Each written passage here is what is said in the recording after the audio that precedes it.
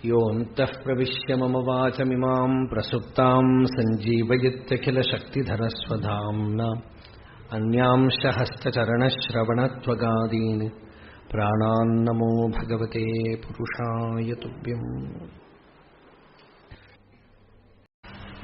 5 ശ്ലോകങ്ങള് വേദാന്ത സാരസംഗ്രഹമായ 5 ശ്ലോകങ്ങൾ മഹാവാക്യാർത്ഥ പ്രകാശവുമായിട്ട് പറയുന്നു. അത് പറഞ്ഞിട്ട് ഈ തത്വജ്ഞാനം ആർക്കുണ്ടോ സ ഗുരുഹു ഇതി ഏഷാ മനീഷാ മമ.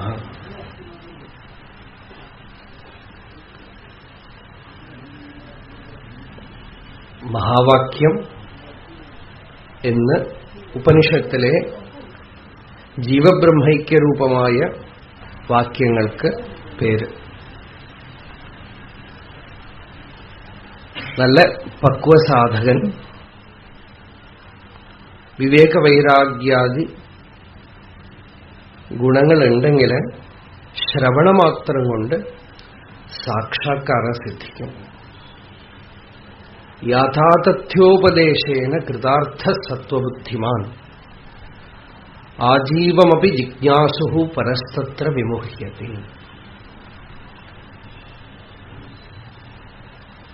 എന്നൊരു ശ്ലോകം അഷ്ടാവക്ര സംഹിതയിലുണ്ട്. യാഥാതഥ്യം എന്ന് വെച്ചാൽ വാസ്തവത്തിലുള്ള വസ്തുസ്ഥിതി.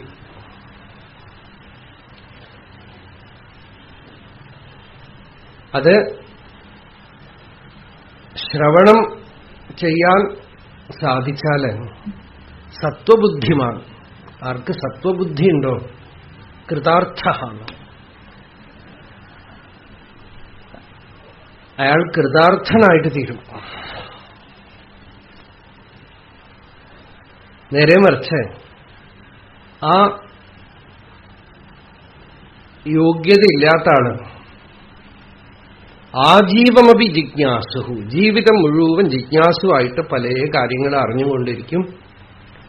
ഈ കൃതാർത്ഥത വരില്ല. സാക്ഷാത്കാരം, തത്വജ്ഞാനം, അതിന്റെ ലക്ഷണം എന്താ? കൃതാർത്ഥതയാണ്. എന്നുവെച്ചാൽ ചെയ്യേണ്ടത് ചെയ്തു, അറിയേണ്ടത് അറിഞ്ഞു. തൃപ്തി. സദാശിവബ്രഹ്മേന്ദ്രസ്വാമികൾ പറഞ്ഞു, ഇനി എന്തെങ്കിലുമൊക്കെ ചെയ്യാനുണ്ട് എന്നുള്ള ആഗ്രഹം അങ്ങോട്ട് വിട്ടുപോയി എന്നാണ്. ചികിത്സാ നിവൃത്തി. ഇനി എന്തെങ്കിലുമൊക്കെ അറിയാനുണ്ട്, ജിജ്ഞാസാ നിവൃത്തി. ഇനി എന്തെങ്കിലുമൊക്കെ പ്രാപിക്കാനുണ്ട്, പ്രേപ്സാ നിവൃത്തി. ഇനി എന്തെങ്കിലുമൊക്കെ എന്നിൽ നിന്നും ഉപേക്ഷിക്കാനുണ്ട്, ജിഹാസാ നിവൃത്തി. ഭയം അങ്ങോട്ട് പോയി, ഭയനിവൃത്തി. സ്വരൂപത്തിൽ നിന്ന് അന്യമായൊരു വസ്തുവുണ്ട് എന്നുള്ള ഭ്രമം അങ്ങോട്ട് പോയി, ദ്വൈത നിവൃത്തി. അന്യവസ്തുക്കളെ അംഗീകരിക്കും തോറും ചിത്തം സങ്കല്പിച്ചുകൊണ്ടേയിരിക്കും, അതുപോയി സങ്കല്പ നിവൃത്തി. ഇതൊക്കെ അങ്ങോട്ട് പോകുമ്പോ കേവല ചിന്മാത്രമായ വസ്തു, ആത്മാവ് മാത്രം സ്വയം പ്രകാശമായ വസ്തു ഉള്ളില് ജ്വലിക്കണു, വികൽപ്പ നിവൃത്തി. ഇത്രയും സദാശിവ ബ്രഹ്മേന്ദ്ര സ്വാമികൾ യോഗസൂത്രവൃത്തിയിൽ പറയുന്ന കാര്യ. പതഞ്ജലി യോഗസൂത്രത്തിനൊക്കെ തന്നെ വേദാന്ത മനന രൂപമായിട്ടാണ് വ്യാഖ്യാനിച്ചിരിക്കുന്നത്, നിധിധ്യാസനായിട്ട്. ഇവിടെ ഒരു ജിജ്ഞാസു അന്വേഷിക്കുന്നത് എന്താ? എന്തറിഞ്ഞു കഴിഞ്ഞാൽ തൃപ്തമാവും, ശാന്തമാവും, സന്തുഷ്ടമാവും. ബാക്കിയൊക്കെ പരീക്ഷിച്ചു നോക്കി ആ പൂർണ്ണത്വം കർമ്മം കൊണ്ട് സാധ്യമല്ല എന്ന് അറിഞ്ഞു കഴിയുമ്പോഴാണ് ഒരാള് വേദാന്ത ശ്രവണത്തിന് അധികാരിയാവണത്. പരീക്ഷ്യ ലോകാൻ കർമ്മചിതാൻ ബ്രാഹ്മണോ നിർവേദമായാത് നാസ്തി അകൃതഃ കൃതേന തദ്വിജ്ഞാനാർത്ഥം സ ഗുരുമേവ അഭിഗച്ഛേത് സമിപ്പാണി ശ്രോത്രിയം ബ്രഹ്മനിഷ്ഠം. ഇതാണ് ശ്രവണവിധി. ഈ മന്ത്രം മുണ്ടകോപനിഷത്ത് മന്ത്രം ഇതാണ് ശ്രവണത്തിനുള്ള വിധി. കർമ്മം കൊണ്ട് നേടുന്ന ലോകങ്ങളൊക്കെ പരീക്ഷിച്ചു നോക്കിയിട്ട് വിരക്തനായി. എന്നുവെച്ചാൽ നേടുക. ഈ ചെയ്യുന്നതില് കർത്തൃത്വമുണ്ട്, ഞാൻ ചെയ്യണു എന്നുള്ള ഭാവമുണ്ട്, ചെയ്തിട്ട് നേടിയെടുക്കുക എന്നുള്ളതുണ്ട്, ഇതൊക്കെ ഉണ്ട് അതില്. ഈ വ്യാപാരങ്ങളൊക്കെ നിലച്ച്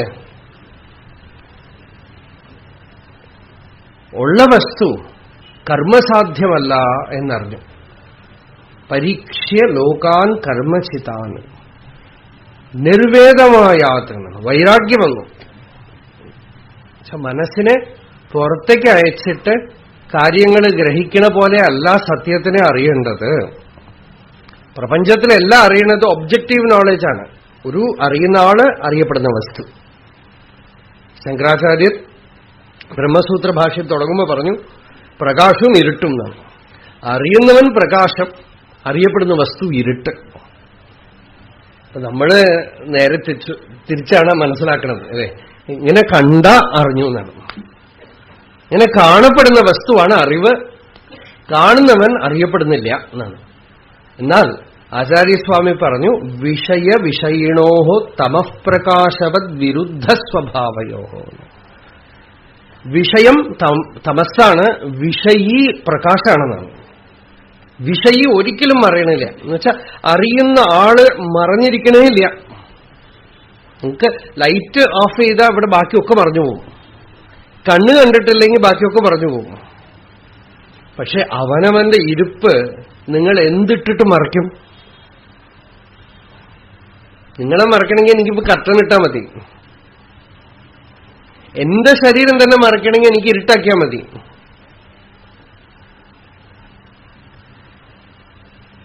മനസ്സിനെ മറക്കണമെങ്കിൽ ഉറങ്ങിയാൽ മതി. ഉറക്കത്തിലും സുഷുപ്തിയിലും മറയാത്ത നിലനിൽപ്പ്, അസ്തിത്വം. ഒരിക്കലും അതിനെ മറയ്ക്കാനേ ഒക്കില്ല. അതുകൊണ്ട് അത് അപരിലുപ്ത ചൈതന്യ സ്വഭാവ. അതിന് ലോപമേ ഇല്ല, അത് മറഞ്ഞു പോവുകയില്ല, അതിന് ആവരണമിട്ട് ഒന്നും അടയ്ക്കാൻ പറ്റില്ല. അത് സദാ പ്രകാശിച്ചുകൊണ്ടിരിക്കും. ഇതാണ് ഭാഗവതത്തിലെ ആദ്യത്തെ ശ്ലോകം.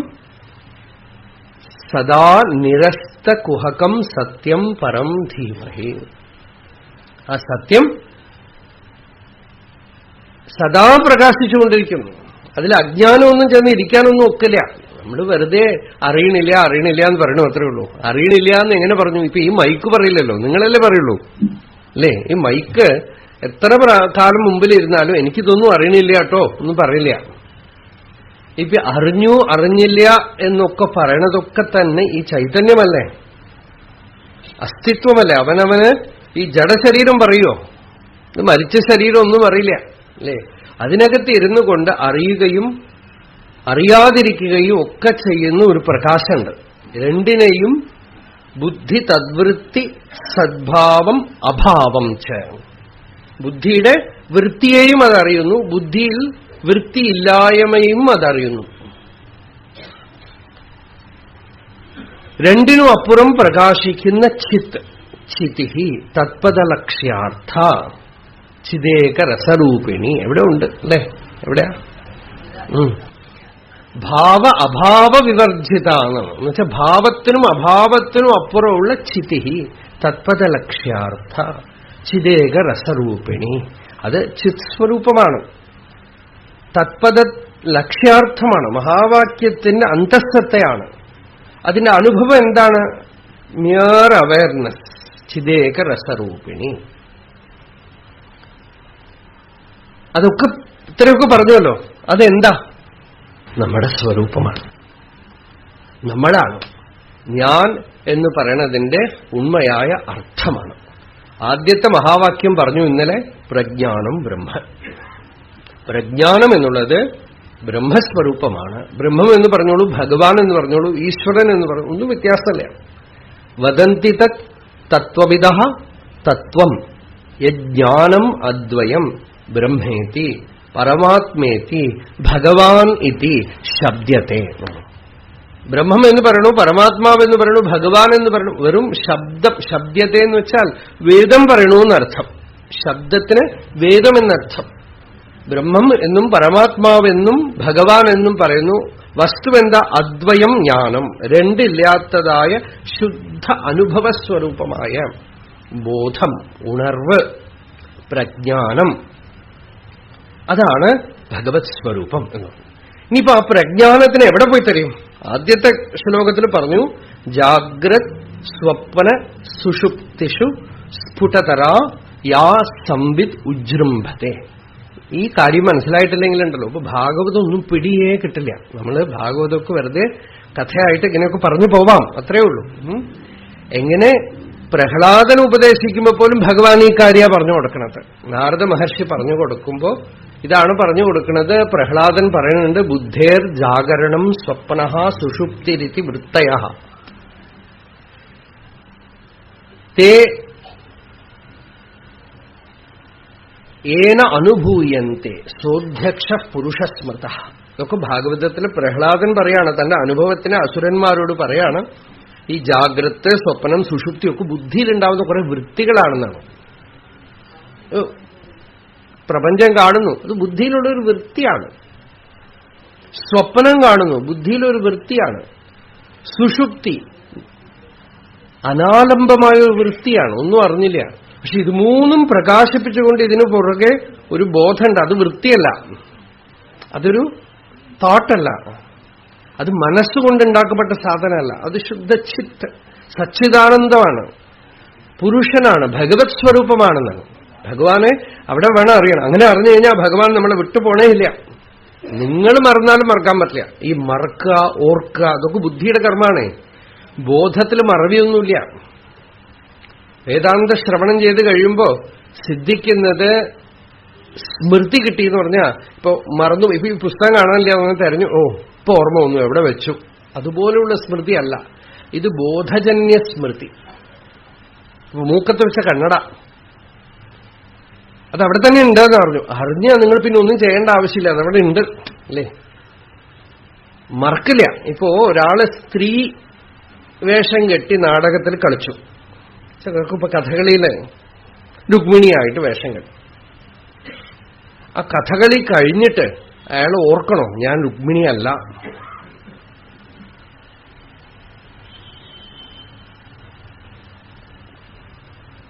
ഞാൻ ഇന്ന ആളാണ് എന്ന് ഓർക്കണോ? അഥവാ രുക്മിണിയായിട്ട് അത്രയധികം തന്മയത്തോടുകൂടെ കുചേലൻ വരുമ്പോ ഭഗവാന് അവല് കൊടുക്കണതും ഒക്കെ കളിച്ചു. അപ്പോ അത്ര കണ്ട് ഭാവത്തോടുകൂടെ കളിച്ചാലും താൻ പുരുഷനാണെന്ന് മറന്നുപോവോ? അഥവാ ഓർക്കണോ? രണ്ടും വേണ്ട അല്ലേ, ഓർക്കും വേണ്ട, മറക്കുമില്ല. എത്ര ഭാവം മനസ്സിൽ കൊണ്ടുവന്നാലും തന്റെ പുരുഷത്വം ഒന്നും മാറിപ്പോവില്ല എന്നുള്ളതുപോലെ തന്റെ സ്വതസിദ്ധമായ സത്ത അത് റെക്കഗ്നൈസ് ചെയ്യാണ്, തിരിച്ചറിയാണ്. തിരിച്ചറിഞ്ഞു കഴിഞ്ഞാൽ പിന്നെ ഇയാൾ ഓർക്കുകയോ ധ്യാനിക്കുകയോ ഒന്നും വേണ്ട. അത് സ്വതസിദ്ധമാണ്, സഹജമാണ്. അതിനെ മറന്നു കളയാനൊന്നും പറ്റില്ല, ഓർക്കാനും പറ്റില്ല. അത് ഓർക്കുക മറക്കുക ഒക്കെ മനസ്സിന്റെ സ്വഭാവമാണ്. ബോധത്തില് ഓർമ്മയുമില്ല, മറവിയുമില്ല. അത് സദാ പ്രകാശമാനമായ വസ്തുവാണ്. എന്തോ ഒരു ചമത്കാരം കൊണ്ട്, അതുകൊണ്ടാണ് നമ്മളത് ഗുരുകൃപ എന്ന് പറയുന്നത്. ലോകത്തിലുള്ള ടെക്നിക്കൊന്നും അല്ല, എങ്ങനെയൊക്കെയോ ശ്രവണം ചെയ്ത് ഒരു പരിഭാഗത കൊണ്ട്, പ്രപത്തി കൊണ്ട് എങ്ങനെയോ ആ സത്യത്തിനെ പിടികിട്ടി. ജനകൻ പറയണു, കുതശ്ചിത് കൗശലാദേവ പരമാത്മാ വിലോക്യത്തെ. എന്തോ ഒരു ചമത്കാരം കൊണ്ട് ആ അഷ്ടാവക്ര മഹർഷി എന്ത് അനുഗ്രഹം ചെയ്തോ അറിയില്ല, ഞാൻ ആ വസ്തു അങ്ങോട്ട് പിടിച്ചെടുത്ത ശേഷം പിന്നെ അത് വിട്ടുപോകണില്ല എന്നാണ്. പിന്നെ അത് എന്നെ വിട്ട് ഒരു കാരണവശാലും മങ്ങിപ്പോകുന്നില്ല, അജിംഹം എന്നാണ്, മറഞ്ഞു പോകുന്നില്ല, സദാ പ്രകാശിച്ചും കൊണ്ടിരിക്കുന്നു. വിവേക ചൂടാമണിയിൽ ശിഷ്യൻ ഗുരുവിന്റെ ഉപദേശമൊക്കെ കേട്ട് അവസാനം പറയണതാണ്, കുറച്ചു നേരം മുമ്പ് ഞാനിവിടെ ഒരു ലോകം കണ്ടു, ഇപ്പൊ കാണാനില്ല എന്ന്. ക്വഗതം കേനവാനീതം കുത്രലീനമിതം ജഗത്. ഇവിടെ ഒരു ജഗത്ത് കണ്ടു, അത് എവിടെ പോയി മറഞ്ഞു? അധുനൈവ മയാ ദൃഷ്ടം നാസ്ത്യേതത് മഹദ് അദ്ഭുതം. കുറച്ചു നേരം മുമ്പ് ഞാൻ കണ്ടതാണ്, ഇപ്പൊ കാണാനില്ലല്ലോ എന്നുവെച്ചാ അപ്പൊ ലോകമൊന്നും കണ്ടില്ലേ എന്നുവെച്ചാൽ ലോകമായിട്ട് കാണണില്ല, അത് ഭഗവത് സ്വരൂപമാണ്. അത് ബ്രഹ്മസ്വരൂപമാണെന്ന് കണ്ടു. അത് തെങ്ങ് എന്ന് പറയണു അല്ലേ? തെങ്ങിനറിയോ തെങ്ങാണെന്ന്? ഒന്ന് ആലോചിച്ചോ. എരുമ എന്ന് പറഞ്ഞു. എരുമയ്ക്കറിയോ? നിങ്ങളാണ് അത് എരുമ എരുമ എന്ന് വിളിക്കണത് അല്ലേ? തിരുവണ്ണാമലയിൽ ഒരു സിദ്ധൻ ഉണ്ടായിരുന്നു, ശേഷാദ്രി സ്വാമികൾ. അദ്ദേഹത്തിനടുത്ത് കുറേ കാലം ഒരാള്, ഒരു നാരായണ സ്വാമി എന്ന് പറഞ്ഞ ഒരാള് കൂടി സ്വാമി എനിക്ക് ബ്രഹ്മോപദേശം ചെയ്യൂ. സ്വാമി എന്തെങ്കിലുമൊക്കെ പറയും. ഒരിക്കൽ പറഞ്ഞു ചുണ്ടയ്ക്ക കഴിക്കാൻ പറഞ്ഞു. അത് എന്തു ഉപദേശമാണെന്ന് ഇദ്ദേഹത്തിന് മനസ്സിലായില്ല. പിന്നെ ആരോ പറഞ്ഞു കൊടുത്തു, ഈ അസൂയ പോവാൻ വേണ്ടിയിട്ടുള്ള മരുന്നാണ്. ഇങ്ങനെ എന്തെങ്കിലുമൊക്കെ പറഞ്ഞിട്ട് പോവും. ഒരു ദിവസം ഒരു എരുമയെ പിടിച്ച് നല്ല ഷാള് അലുക്കൊക്കെ ഉള്ള ഷാള് സ്വാമിക്ക് കൊണ്ടു കൊടുത്തു ഒരു ഭക്തൻ.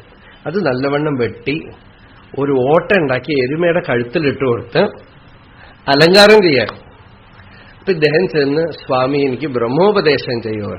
നാരായണ സ്വാമി ഗവാ, ഇത് എന്നെ ചോദിച്ചു എരുമയെ കാണിച്ചിട്ട്. എരുമ സ്വാമി. പിന്നെയും ചോദിച്ചു ഇതെന്താ? എരുമ. എരുമ? നീയാണ് എരുമ, അതുകൊണ്ടാണ് നിനക്ക് എരുമ കാണുന്നതെന്നാണ്. നീ എന്താണോ അതാണ് പുറത്ത് കാണുക. ഇത് ബ്രഹ്മമുടാ എന്ന് പറഞ്ഞു. അത് എരുമ എന്ന് പറഞ്ഞാൽ എരുമയ്ക്ക് അറിയില്ലല്ലോ. എന്നിട്ട് ഒരു കഥ പറയും നമ്മൾ വാസുദേവ മനനത്തിലെ. ഒരു ഗൃഹസ്ഥൻ കുറച്ചു കാലം ഗൃഹസ്ഥാശ്രമമൊക്കെ കഴിഞ്ഞു, വൈരാഗ്യം ഉണ്ടായി, പുറപ്പെട്ട് ഒരു ഗുരുവിനെ അന്വേഷിച്ചു പോയി, കണ്ടെത്തി വേദാന്ത ശ്രവണം ചെയ്തു. വേദാന്ത ശ്രവണമൊക്കെ ചെയ്ത് കാര്യമൊക്കെ പിടികിട്ടുണ്ട്. പലർക്കുള്ള കുഴപ്പമാണ് പകുതി കിണർ കിടക്കുക എന്ന് പറയും. അങ്ങനെയുണ്ടോ? പകുതി കിണറിന് അങ്ങാപ്പുറത്ത് നിന്നു. ഇങ്ങോട്ടിപ്പോ എങ്ങനെയാ വരിക എന്നറിയില്ല. ഒരാൾ പറഞ്ഞു എടുത്ത് ചാടിക്കൊള്ളാന്ന് പറഞ്ഞു. ചാടാൻ പേടി. എന്നാ വേറെ ഒരാൾ നല്ല ബുദ്ധിപൂർവ്വം ഒരു ഉപദേശം കൊടുത്തു. ആദ്യം പകുതി ചാടുക, പിന്നെ പകുതി ചാടുക. അങ്ങനെ പകുതി കിണർ കിടക്കാൻ പറ്റുമോ? അതുപോലത്തെ ഏർപ്പാടൊക്കെ ഉണ്ട്. നമുക്ക് നല്ലവണ്ണമൊക്കെ ഈ വേദാന്തം മാത്രം പഠിക്കാനേ പാടില്ല. പഠിക്കണമെങ്കിൽ എങ്ങനെയാണെന്ന് വെച്ചപ്പോ ഒരു ഭക്ഷണം കഴിക്കുമ്പോ നമ്മൾ സമ്പ്രദായം എന്താ പറയണമെന്ന് വെച്ചാൽ വേദാന്ത ശ്രവണം ചെയ്ത സാക്ഷാത്കാരം ഉണ്ടാവണം എന്നാണ്. അത് ഉണ്ടാവണില്ലെങ്കിൽ അപ്പൊ എന്തോ കുഴപ്പമുണ്ട്. അപ്പോ അതിനൊരു കാര്യം പറയും. ഭക്ഷണം നല്ലവണ്ണം ഉണ്ടാക്കി വെച്ചു, പായസമൊക്കെ ആയിട്ട് ഉണ്ടാക്കി വെച്ചു. ഓഫീസിൽ നിന്ന് പല ടെൻഷനും കാര്യങ്ങളും ഒക്കെ ആയിട്ട് ഭർത്താവ് വന്നു. ഭർത്താവ് രാവിലെ ഓർഡർ കൊടുത്തതാണ് നവിയിൽ വെക്കണം, പപ്പടം വെക്കണം, പിറന്നാളാണ്, പ്രഥമൻ അടപ്രഥമം വെക്കണം എന്നൊക്കെ പറഞ്ഞു. ഒക്കെ ഭാര്യ മെനക്കെട്ട് പാവം വെച്ചു. ഇദ്ദേഹം ഓഫീസ് ടെൻഷനോടെ ഫയലും കൊണ്ടുവന്ന് വെച്ച് ഇങ്ങനെ തിന്നു. എല്ലാം കഴിഞ്ഞിട്ട് വൈകുന്നേരം ആവുമ്പോ ഭാര്യയുടെ അടുത്ത് ചോദിക്കുക, തന്റെ അടുത്തല്ലേ ഞാൻ പറഞ്ഞ അടപ്രഥമം വെക്കണം, പപ്പടം വെക്കണം, അവിയൽ വെക്കണമെന്നോ? ഒന്നും വെച്ചില്ലല്ലോ. ഭാര്യ പറഞ്ഞു, ആര്യ അത് ശരി, അപ്പൊ ഞാൻ ഇതൊക്കെ മെനക്കെട്ട് ഉണ്ടാക്കി ഇതൊക്കെ തിന്നുകയും ചെയ്തിട്ട് ഇതൊന്നും അറിഞ്ഞില്ല അല്ലേ? ഇനിയിപ്പോ വല്ലതും എടുക്കാനുണ്ടോ? ഇല്ലയോ, ഒന്ന് ബാക്കിയുള്ളതൊക്കെ കഴുകാൻ കൊടുത്തു, പോയി. ഇതാണ് ഇന്നലെ പറഞ്ഞൊരു ദോഷം, അന്യാഭിനിവേശം. വളരെ സിമ്പിൾ കാര്യ. അതായത് ശ്രവണം ചെയ്യുമ്പോ തന്നെ പരിപാകതയോടുകൂടെ നേരെ എടുത്ത അനുഭവം അൺകോൺഷ്യസ് ആയിട്ട് നേരെ ബ്രെയിനിലേക്ക് അങ്ങോട്ട് കയറ്റി കഴിഞ്ഞാൽ പകുതി കിണർ കിടക്കും. അതായത് മനസ്സിലായി കാര്യം പഠിക്കും നടന്നില്ല. ഒരുപാട് പേർക്കുള്ള കുഴപ്പമാണ്. ഒക്കെ നല്ലവണ്ണം മനസ്സിലാവണുണ്ട്, പക്ഷെ മനസ്സിലിരിക്കേ ഉള്ളൂ, തന്നില് ആവണില്ല. അപ്പോഴാണ് ഈ യേശു സത്സ്വേവ സന്നിഷ്ഠ യദഭാവേന സിദ്ധ്യതി എന്നത്. വിവേക ചൂടാമണിയില് ഭഗവത്പാദർ കരുണയോടെ എല്ലാം പറഞ്ഞു വെച്ചു. ആർക്കാണോ അധികാരിണമാശാസ്തേ ഫലസിദ്ധിർ വിശേഷത, നല്ല അധികാരിയാണെങ്കിൽ വിവേകം, വൈരാഗ്യം, ശമാധി സമ്പത്തികളൊക്കെ ഉണ്ടെങ്കിൽ സന്നിഷ്ഠ എന്നാണ്. ശ്രവണമാത്രത്തിൽ നിഷ്ഠയുണ്ടായി. യദഭാവേ, ഇതൊന്നുമില്ലെങ്കിലോ ന സിദ്ധ്യത്തെ എന്നാണ്, കിട്ടുന്നില്ല. എത്ര കേട്ടാലും അതങ്ങനെ ഇരിക്കേ ഉള്ളൂ. അപ്പോ ഈ അധികാരിത്വവും ഒരു വശത്ത് പരിപാകത ഉണ്ടാക്കിക്കൊണ്ടേയിരിക്കണം. എല്ലാറ്റിനും മേലെ ഒരു അധികാരി ലക്ഷണം ഭക്തിയാണ്. ഗുരുഭക്തി, ഭഗവത് ഭക്തി, സമ്പ്രദായ ഭക്തി എല്ലാം വേണം. ആചാര്യസ്വാമി പറഞ്ഞു, നീ തത്വനിഷ്ഠ വന്നാലും യാവതായുഹു ത്വയാ വന്ദ്യ വേദാന്തോ ഗുരുഹു ഈശ്വര. ആയുസ്സുള്ള വരയ്ക്കും ആ വേദാന്ത ശാസ്ത്രത്തിനെയും ആ പരമ്പരയിലുള്ള ഗുരുവിനെയും ഇഷ്ടമൂർത്തിയായിട്ട് ഭജിച്ച് ഈശ്വരനെ ഒക്കെ വന്ദിച്ചുകൊണ്ടേയിരിക്കാന്നാണ്. അഭിമാനം ഒരിക്കലും എഴുന്നേക്കാൻ സമ്മതിക്കരുത്. അത് ബ്രഹ്മനിഷ്ഠയ്ക്ക് മൂലകാരണമാണ്. അപ്പൊ ഇത്രയൊക്കെ പറഞ്ഞു വെച്ചു വേദാന്ത. അപ്പൊ ഈ ഗൃഹസ്ഥൻ വീട് വിട്ട് വേദാന്ത വിചാരത്തിന് പോയ സമയത്ത് ശ്രവണം ചെയ്തു. ശ്രവണം ചെയ്താലും വിദ്യാരണ്യസ്വാമികൾ പറയണം, ഇപ്പൊ മുമ്പ് പറഞ്ഞ ദോഷമുണ്ടല്ലോ, ശ്രവണം ചെയ്തിട്ട് പിടികിട്ടില്ല. അപ്പൊ ഇനിയിപ്പോ ഒരു വഴിയേ ഉള്ളൂ. എന്താ ചെയ്യുക? യോഗാഭ്യാസം ചെയ്യുക. ചിത്തത്തിനെ ദോഷങ്ങൾ തീർക്കാനായിട്ട് നിരോധം ചെയ്യാം. അപ്പൊ ഗുരു പറഞ്ഞു ചിത്തവൃത്തി നിരോധം ചെയ്യൂ. ചിത്തവൃത്തികൾ ഇങ്ങോട്ട് ഓടിക്കൊണ്ടേയിരിക്കും. നല്ല ശുഭാശുഭാഭ്യാം മാർഗാഭ്യാം വഹന്തി വാസനാസരിത് പൗരുഷേണ പ്രയത്നേന യോജനീയ ശുഭേ പഥി. നല്ല ശുഭമാർഗത്തിലും പോവും അശുഭമാർഗത്തിലും പോവും. പിടിച്ച് അതിനെ ശുഭമാർഗത്തില്, വിചാരമാർഗത്തില്, ഭക്തിമാർഗത്തില്, സാധനാമാർഗത്തില് ബലമായിട്ട് അങ്ങോട്ട് നിയോഗിക്കാന്നു. വൃത്തി അശുദ്ധമായ മനസ്സിന് സമാധാനം. അതാണ് നമ്മൾ മലയാളത്തിൽ വൃത്തികെട്ടവെന്ന് പറയണത്. അത് ഈ പുറമേക്കുള്ള വൃത്തി മാത്രമല്ല, ഉള്ളിലുള്ള ചിത്തവൃത്തി അശുദ്ധമായ പോയി. അപ്പൊ അതിനെ വേദാന്ത വിചാരത്തിൽ അങ്ങനെ നിയോഗിച്ചു ഈ ഗൃഹസ്ഥൻ. ഇപ്പൊ എത്ര പിടിച്ച് നിർത്തിയാലും മനസ്സ് നിൽക്കണില്ല, അലഞ്ഞുകൊണ്ടേയിരിക്കാം. അപ്പൊ ഗുരു ചോദിച്ചു, ആട്ടെ എന്താ നിങ്ങളുടെ മനസ്സില് ഒരു കാര്യം എന്താന്ന് വെച്ചാൽ, മനസ്സ് ചഞ്ചലായ കുഴപ്പമൊന്നുമില്ല, അതുകൊണ്ട് വലിയ ദോഷമോ വേദനയൊന്നും ഉണ്ടാവില്ല. ഒരേ കാര്യം ചില വിഷയങ്ങളെക്കുറിച്ച് വീണ്ടും വീണ്ടും വീണ്ടും വിചാരം വരാതെ നോക്കിക്കൊള്ളും. പല കാര്യങ്ങൾ ചിന്തിച്ചു വ്യവഹാരത്തിൽ നമുക്ക് വലിയ ദോഷമൊന്നും ഉണ്ടാവില്ല. പക്ഷെ ഒരേ കാര്യത്തിനെക്കുറിച്ചോ ഒരു വ്യക്തിയെക്കുറിച്ചോ ഒരു കാര്യത്തിനെക്കുറിച്ചോ വീണ്ടും വീണ്ടും രാഗരൂപത്തിൽ മനസ്സ് പ്രവർത്തിക്കാതെ നോക്കിക്കൊള്ളും. അങ്ങനെ പ്രവർത്തിക്കുന്നുണ്ടെങ്കിൽ ദോഷമാണ്. പക്ഷെ ഇവിടെ ഗുരു എന്ത് ചെയ്തു വെച്ചാൽ അന്വേഷിച്ചു. ഗൃഹസ്ഥനാണല്ലോ, ഗൃഹസ്ഥാശ്രമത്തിൽ നിന്ന് വന്നതാണ്. അപ്പൊ അന്വേഷിച്ചു, ആട്ടെ എന്താ വിചാരം വരണം പുറകെ. അപ്പൊ ഇയാള് പറഞ്ഞു, ഒരു എരുമയെക്കുറിച്ചുള്ള ചിന്തയാ വരണം. ഇതിപ്പോ എന്താ ഈ എരുമ വരാൻ കാരണം? ഭാര്യ കുട്ടികളോ ഒന്നും ചിന്തിച്ചില്ല. അവരൊക്കെ കുട്ടികളില്ല, ഭാര്യ മരിച്ചുപോയി. ഒരു എരുമ വീട്ടിൽ വളർത്തിയിരുന്നു. ആ എരുമ വളരെ നല്ല എരുമയായിരുന്നു. അതിനെ ഇട്ടിട്ടാണ് ഇപ്പൊ ഇങ്ങോട്ട് പോകുന്നത്. അപ്പൊ എന്താ ആ എരുമയെക്കുറിച്ചുള്ള വിചാരം വീണ്ടും വീണ്ടും വീണ്ടും ഇങ്ങനെ ഉള്ളില് വരികയാണ്. അപ്പൊ അവൻ ആര് നോക്കുവോ എന്തായോ ഒക്കെ. അപ്പോ ഗുരുവിന് സന്തോഷമായി. അറ്റ്ലീസ്റ്റ് എവിടെയെങ്കിലും അടുത്ത് നിൽക്കണ്ടല്ലോ, ഒരു കാര്യം ചെയ്യാം, ആ എരുമയെ നല്ലവണ്ണം അങ്ങോട്ട് ധ്യാനിച്ചോളാം. എന്നിട്ട് പറഞ്ഞു, അത് എരുമയാണെന്നുള്ള വിചാരം അങ്ങോട്ട് വിടാം. അത് ആ ശരീരത്തിനുള്ളിൽ ഒരു ചേതനയുണ്ട്. അതെന്താ? അത് പരമാത്മസ്വരൂപമാണ്, ബ്രഹ്മസ്വരൂപമാണ്, അത് ചൈതന്യമാണ്, സച്ചിദാനന്ദ വസ്തുവാണെന്ന് ഉറപ്പിക്കാം. ആ രൂപം അങ്ങോട്ട് മറിഞ്ഞ്, നാമവും രൂപവും മറിഞ്ഞ് അസ്ഥി ഭാതി പ്രിയം പ്രകാശിക്കും. ഇത്രയാണുള്ളത്. അസ്ഥി ഭാതി പ്രിയം നാമ രൂപം ചേത്തി അംശപഞ്ചകം. ആദ്യത്രയം ബ്രഹ്മരൂപം ജഗദ്രൂപമതോ ദ്വയം. എല്ലാത്തിനും ഉള്ളത് എന്താന്ന് വെച്ചാൽ നാമം രൂപം. അതാണ് ഒരാൾക്കും വ്യത്യാസം. എല്ലാം വേറെ വേറെ. പക്ഷെ ഉള്ളിലൊന്നുണ്ട്, അസ്ഥി ഭാതി പ്രിയം ഉണ്ട് എന്നൊരു അനുഭവം.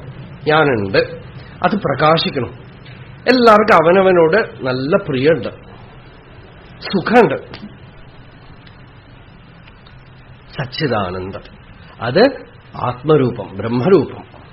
നാമരൂപം ജഗത്തിന്റെയാണ്. ആ നാമരൂപം തൊണ്ട് കളഞ്ഞിട്ട് എടുക്കുക. ആ തൊണ്ടങ്ങോട്ട് കളയുക, തോലങ്ങോട്ട് കളയുക, പഴം മാത്രം എടുക്കുക. പഴം എന്താ? ഈ അസ്ഥി ഭാതി പ്രിയം, അത് മാത്രം എടുക്കും. അയാള് ആ എരുമയുടെ നാമരൂപം വിട്ട് അനുസന്ധാനം ചെയ്ത് ആത്മജ്ഞാനം നേടി, ആത്മാനുഭവം നേടി എന്നാണ് വാസുദേവമന്നൻ കഥ. ഈ കഥ പല സ്ഥലത്ത് പല വിധത്തിൽ വരും. പറഞ്ഞതുകൊണ്ട് ഇപ്പൊ നിങ്ങൾ എരുമയെ ധ്യാനിക്കാനൊന്നും പോണ്ട. ഇതൊരു മരുന്നാണ്, ഇതൊരു ചികിത്സയാണ്. അതായത് മനുഷ്യന് രണ്ട് വിധത്തില് ഈ രാഗദ്വേഷം എങ്ങനെയെങ്കിലുമൊക്കെ നീക്കണം. മനസ്സ് വിഷയങ്ങളിൽ പോവാതിരിക്കാൻ, വിഷയങ്ങള് ദോഷദൃഷ്ടിയ മുഹുർമുഹു, ഒരു ബേസിക് പ്രാക്ടീസ്. അതിൽ ദോഷമുണ്ട്, അതിൽ ദുഃഖമുണ്ട്, അതിൽ പോയാൽ നമ്മൾ പെട്ടുപോകും. ഒക്കെ വിചാരിച്ച് ചിന്തിച്ച് അതങ്ങോട്ട് തള്ളിക്കളയാം. രണ്ട്, അതും കഴിഞ്ഞത് ഉള്ളിലേക്ക് കയറി വരികയാണെങ്കിൽ, ഉള്ളിൽ വരുമ്പോ പലപ്പോഴും നമ്മൾക്ക് ഉള്ളിലൊരു വസ്തു, ഒരു വ്യക്തിയോ എന്തെങ്കിലുമൊക്കെ ഭാവനയിൽ വരുമ്പോ ആ വ്യക്തിയൊന്നും ചിലപ്പോൾ അടുത്തുണ്ടാവില്ല, അവർക്ക് അറിഞ്ഞിട്ടേ ഉണ്ടാവില്ല. അല്ലേ? അവർക്ക് അറിഞ്ഞിട്ടേ ഉണ്ടാവില്ല. നിങ്ങളുടെ ഉള്ളിലിരുന്ന് മൂലയ്ക്കിരുന്ന് ആരെയോ ചിന്തിച്ച്, അപ്പൊ അയാൾ ആരാ? നിങ്ങളുടെ ചിത്ത് സ്വർണം, വളയും മാലയും മോതിരവും ഒക്കെ ആയിട്ട് മാറണ പോലെ ഉള്ളിലുള്ള ബോധവസ്തു ആ രൂപം എടുത്ത് ഉള്ളിലിങ്ങനെ ദർശനം തരാം. അല്ലേ? ഇതാണ് രാമകൃഷ്ണ പരമഹംസർക്ക് കാളി വന്നപ്പോ തോത്താപുരി പറഞ്ഞത്. കാളി ഇങ്ങനെ വന്ന് നിൽക്കണു, മനസ്സ് സമാധിയിൽ നിൽക്കണില്ലേ എന്ന് പറഞ്ഞു രാമകൃഷ്ണദേവൻ. അപ്പൊ തോത്താപുരി പറഞ്ഞു, കാളി എവിടെ? നീ ഇവിടെ തോട്ടത്തിലായിരിക്കണത്, ഇവിടെ കാളിയൊന്നുമില്ല. നീ, നിന്റെ ആത്മാ, നീ തന്നെയാണ് കാളി രൂപത്തിൽ പ്രകാശിക്കണത്. ആ കാളിയാണെന്ന് തോന്നുകയാണത്. ചൈതന്യമാണ്, ആത്മാവാണ് ആ രൂപത്തിൽ പ്രകാശിക്കുന്നത്. ഉള്ളില് പല രൂപത്തിലും മനസ്സ് മനോമയ പ്രാണശരീരനേത പ്രതിഷ്ഠിതോന്നേ ഹൃദയം സന്നിധായ. മനസ്സ് ആ ചിത്തിനെ ഓരോ രൂപമാക്കി മാറ്റി മാറ്റി കാണിച്ച് നമ്മളെ പറ്റിക്കാം. വാസ്തവത്തില് ചിത്ത് തന്നെയാണ്, ചൈതന്യം തന്നെയാണ്, ബോധം തന്നെയാണ് ഉള്ളില് പല രൂപങ്ങൾ എടുത്തിങ്ങനെ കാണിക്കണത് എന്ന ഏകതത്വം അറിഞ്ഞാല് മനസ്സിന്റെ ബലം അങ്ങോട്ട് പോകും. വളരെ സൂക്ഷ്മമായ വഴിയാണ്. കടലില് കുമിളയും അലയും ഐസ് കട്ടിയും ഒക്കെ ഉണ്ടായാലും വെള്ളല്ലേ? വെള്ളാണെന്ന് അറിഞ്ഞാൽ സലില ഏകോദ്രഷ്ട അദ്വൈതോ ഭവതി. അത് വെള്ളാണെന്ന് അറിഞ്ഞു കഴിഞ്ഞാൽ ശാന്തായി. പിന്നെ നിങ്ങൾ ചിത്തവൃത്തി നിരോധം ചെയ്തിട്ടില്ലെങ്കിൽ പോലും മോഹിച്ചു പോകില്ല. ചിത്തവൃത്തി അങ്ങോട്ട് വന്നോട്ടെ, അതൊക്കെ അല വരുന്നു. അഖണ്ഡ സമുദ്രത്തിൽ എന്തൊക്കെയോ വരുന്നു. ഒരു വസ്തുവേ ഉള്ളൂ, രണ്ടാമതൊരു വസ്തു ഇല്ല. അത് തന്നെയാണ് മനസ്സായിട്ടും ശരീരമായിട്ടും പ്രപഞ്ചമായിട്ടും പലതായിട്ടും ഒക്കെ കാണുന്നത്. അത് തന്നെയാണ് ഹൃദയത്തില് ശുദ്ധ ചിന്മാത്രമായ ബോധമായി പ്രകാശിക്കുന്നത് എന്നുള്ള തത്വനിശ്ചയം. ഇങ്ങനെ എങ്ങനെയെങ്കിലുമൊക്കെ വിചാരം കൊണ്ട് ശമപ്രാപ്തി ഉണ്ടാവണം. സർവശാസ്ത്രത്തിന്റെ ലക്ഷ്യം എന്താന്ന് വെച്ചാൽ എങ്ങനെയെങ്കിലുമൊക്കെ ശാന്തിയുടെ തീർത്ഥം, ഉള്ളില് സമാഹിതമായ സ്ഥിതി. ശമാർത്ഥം സർവശാസ്ത്രാണി വിഹിതാനി മനീഷിഭി എന്ന് സുരേശ്വരാചാര്യർ പറഞ്ഞു. എല്ലാ ശാസ്ത്രങ്ങളും എന്തിനാ വിധിച്ചിരിക്കണം എന്ന് വെച്ചാൽ ശമാർത്ഥം. എങ്ങനെയെങ്കിലുമൊക്കെ നിങ്ങൾക്ക് ശമ ഉണ്ടാവണം, ശാന്തി ഉണ്ടാവണം. ഗീത മുഴുവൻ അവസാനിക്കുന്നത് എവിടെയാ? പരാം ശാന്തിം സ്ഥാനം പ്രാപ്സ്യസി ശാശ്വതം. അല്ലേ? ശാന്തി. ഭക്തിയുടെ ഭാവങ്ങളൊക്കെ ശാന്തിയിലടങ്ങും. ഭാഗവതം പറഞ്ഞു, എല്ലാ ഭാവവികാരങ്ങളും പറഞ്ഞിട്ട് പറഞ്ഞു അവസാനം തതഃ പരാം ശാന്തിമുപൈതി സാക്ഷാത്. ആ ശാന്തി, ശീതളത, ഉള്ളില് ആ ധന്യത, ഒരു കുളിർമ, അത് ഹൃദയത്തില് തൃപ്തി, ആ തൃപ്തി വരും. ഇതാണ് ഈ തൃപ്തി ആർക്കുണ്ടോ സ ചണ്ഡാളോസ്തു സധു ദ്വിജോസ്തു ഗുരുഹു ഇത്യേഷാ മനീഷ മമ. അയാൾ ചണ്ഡാളനാവട്ടെ ബ്രാഹ്മണനാവട്ടെ ആര് വേണമെങ്കിലാവട്ടെ, ആർക്ക് ഈ തത്വനിശ്ചയമുണ്ടോ, ആര് ഈ സത്യം അറിഞ്ഞിരിക്കുന്നുവോ, സാക്ഷാത്കരിച്ചിരിക്കുന്നു, അവൻ ഗുരുവാണ്. ഒരു വിളക്ക് കൊളുത്തി വെച്ചിട്ടുണ്ടെങ്കിൽ കൊളുത്തിവെച്ച വിളക്കിൽ നിന്നേ മറ്റൊരു വിളക്ക് കൊളുത്താൻ പറ്റുള്ളൂ.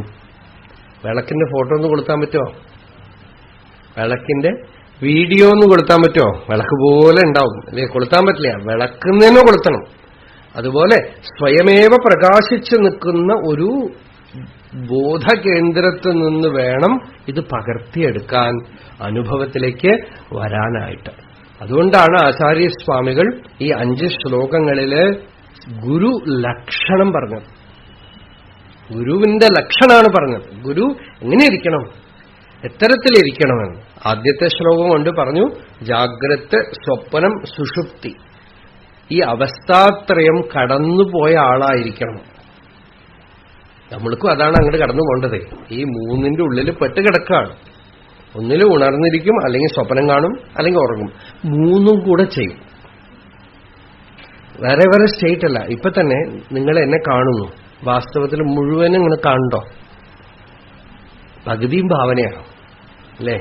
തിരി ഇങ്ങോട്ട് ദൃഷ്ടി ഉണ്ടെന്നല്ലാതെ ഒരു 80% മനസ്സ് സ്വപ്നത്തിലാണ് അല്ലേ? അപ്പൊ ഉറങ്ങുമ്പോൾ മാത്രമല്ല സ്വപ്നം കാണുന്നത്, അതിനു പുറകില് ഉറക്കമുണ്ട് തന്നെ.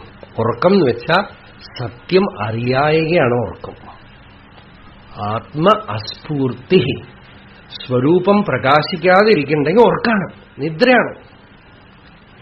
അപ്പൊ ഇത് അതിനു പുറകിലുണ്ട്. അപ്പൊ ഇപ്പൊ തന്നെ ഉണ്ടത്.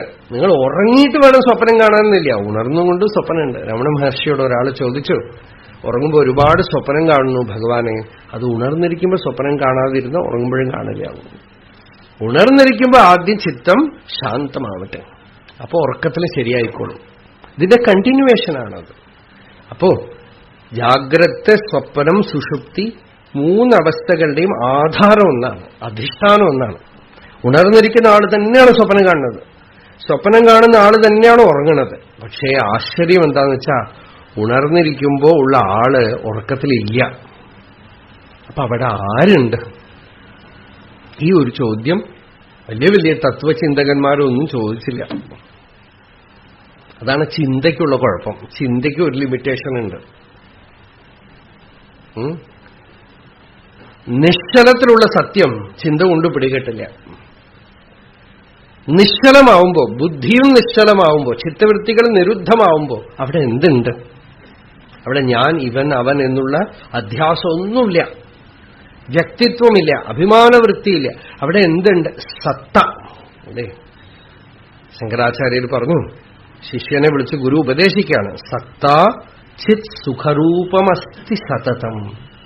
കുഞ്ഞേ, സത്ത്, ചിത്ത്, ആനന്ദം ഇതേ ഉള്ളൂ. നാഹം നചത്വം ഋഷ, ഞാനോ നീയോ ഒന്നുമില്ല. നേതം വാപി ജഗത് പ്രദൃഷ്ടമഖിലം നാസ്തീതി ജാനീഹി ഭോഹോ.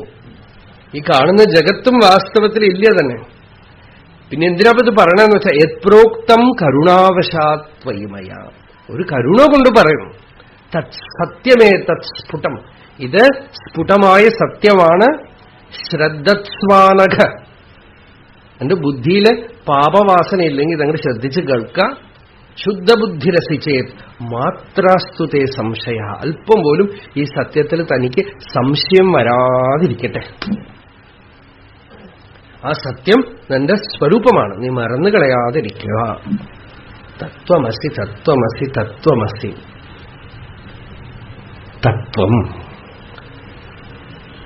നീ ആ സദ്വസ്തുവാണെന്ന് ഓർത്തുകൊള്ളുക, മറന്നു കളയാതിരിക്കുക. ഇത് പറയാനാണ് അടുത്ത ശ്ലോകം. ആദ്യത്തെ ശ്ലോകം കൊണ്ട് ഈ മൂന്നവസ്ഥകൾക്കും സാക്ഷിയായിരിക്കുന്ന സത്യത്തിനെ സാക്ഷാത്കരിച്ചിട്ടുള്ളവൻ. സൈവാഹം നച ദൃശ്യവസ്തു ഇത് ദൃഢപ്രജ്ഞാപി, അല്പസ്വല്പം അറിഞ്ഞതല്ല, പുസ്തകം കണ്ട് മനസ്സിലാക്കിയതല്ല. ദൃഢപ്രജ്ഞാപി യസ്യാസ്തി ചെയ്ത്, ആർക്ക് ദൃഢമായ ബോധമുണ്ടോ, നിഷ്ഠയുണ്ടോ, അയാള് ജീവൻ മുക്തനാണ്. അതാണല്ലോ അല്ലേ രമണ മഹർഷി ഇവരൊക്കെ കാണുമ്പോ എന്താ കണ്ടതെന്ന് വെച്ചാൽ അവര് ഇവിടെ ഉണ്ട്, പക്ഷെ ഇവിടെ ഇല്ല. അവര് പൂർണ്ണവസ്തുവായിട്ട് പ്രകാശിക്കുന്നു. അങ്ങനെ അറിഞ്ഞിട്ടാണ് ചെന്ന് സമീപിച്ച് ചോദ്യം ചോദിക്കുന്നതും. അവര് സ്വയമേവ അവരുടെ പ്രശ്നങ്ങളൊക്കെ കഴിഞ്ഞിരിക്കണം. ഇപ്പൊ നമുക്കിപ്പോ ലോകത്തിൽ അങ്ങനെയല്ലല്ലോ അല്ലെ? ഡോക്ടറുടെ അടുത്ത് പോയി ഒരു പേഷ്യന്റ് പോയി വിഷമങ്ങൾ പറയുമ്പോൾ ഡോക്ടറുടെ പ്രശ്നം മുഴുവനൊന്നും കഴിഞ്ഞിട്ടില്ല. ഡോക്ടർക്ക് പ്രശ്നം വന്നാൽ വേറെ ഒരു ഡോക്ടറുടെ അടുത്ത് പോകണം, അത്രയേ ഉള്ളൂ. പക്ഷേ വേദാന്തത്തിൽ ആ ഏർപ്പാട് പറ്റില്ല. ഈ ഗുരുവിന് ഈ സത്യം അത്ര നിശ്ചയമുണ്ടോ, ഈ അതിന് കടന്ന് ആ ധാമത്തിൽ പ്രതിഷ്ഠ കിട്ടിയിട്ടുണ്ടോ എങ്കില് സഗുരുഹു, അവൻ ഗുരു എന്നുള്ള വാക്കിനർത്ഥം പ്രകാശം എന്നർത്ഥം. പ്രകാശോമേ നിജം രൂപം നാതിരിക്തോസ്മി അഹം തതഃ, ഞാൻ വെറും പ്രകാശമാനമായ വസ്തുവാണ്, അതിൽ നിന്ന് അന്യമായ ഒന്നും തന്നെ അല്ല എന്ന്. ആ സദ്ഗുരുവിനെ ആശ്രയിച്ചു. എന്നിട്ട് രണ്ടാമത്തെ ശ്ലോകം എന്താ? ബ്രഹ്മൈവാഹമിദം ജഗത്സ സകലം ചിന്മാത്ര വിസ്താരിതം സർവം ചൈതദവിദ്യയാ ത്രിഗുണയാ ശേഷം മയാ കൽപ്പിതം ഇത്തം യസ്യ ദൃഢാമതിഃ സുഖദരേ നിത്യേ പരേ നിർമ്മലേ ചണ്ഡാളോസ്തു സതുദ്വിജോസ്തു ഗുരുഃ ഇത്യേഷാ മനീഷാ മമ. ആദ്യത്തെ മഹാവാക്യം പ്രജ്ഞാനം ബ്രഹ്മ, ഋഗ്വേദ മഹാവാക്യം, ലക്ഷണ മഹാവാക്യം. രണ്ടാമത്തത് അനുഭവ മഹാവാക്യം, യജുർവേദ മഹാവാക്യം, അഹം ബ്രഹ്മാസ്മി. ഓരോരുത്തരുടെ അനുഭവത്തിലുള്ളൊരു കാര്യം. ഇതിപ്പോ അഹം ബ്രഹ്മ എന്നുള്ളത് നമുക്കറിയില്ല അല്ലേ? ബ്രഹ്മ എന്നുള്ളത് വെറും ഒരു ശബ്ദമാണ്. അതെന്താന്നിപ്പോ നിശ്ചയില്ല. ആ ശബ്ദത്തിന് ബൃഹത്ത് എന്നർത്ഥം. വേദം പല സ്ഥലത്തും ബൃഹത്ത് എന്നുള്ള പദമാണ് പ്രയോഗിക്കുന്നത്. ബൃഹദ്വദേമ വിധത്തെ സുവീരാഹ. ഞങ്ങള് ബൃഹദ്വദേമ, ബൃഹത്തിനെ പറയുന്നു. ഭാഗവതം ആ പദം തന്നെ വേദസ്തുതി പറയുമ്പോ ബൃഹത്ത് എന്ന് തന്നെ പ്രയോഗിക്കുന്നുണ്ട്. ബൃഹദുപലബ്ധമേതദവയന്തി അവശേഷതയാ യത ഉദയാസ്തമയോ വികൃതേർമൃദിവാ വികൃതാത് അത ഋഷയോ ദധുസ്ത്വയി മനോവചനാസരിതം കഥമയഥാ ഭവന്തി ഭുവി ദത്തപദാനി നൃണാം. ബൃഹദുപലബ്ധം. അപ്പൊ ബൃഹത് ശബ്ദത്തിന് അപരിമിതമായ വസ്തു, ഒരു വരമ്പ്, ടൈമിന്റെ വരമ്പില്ല, സ്പേസിന്റെ വരമ്പില്ല, കാര്യകാരണ ബന്ധത്തിന്റെ വരമ്പില്ല. അങ്ങനെയുള്ള അഖണ്ഡമായ പൂർണ്ണ വസ്തു എന്നർത്ഥം. അത് നമുക്കറിയില്ല. നമുക്കറിയണത് എന്താന്ന് വെച്ചാൽ അഹമാണ്.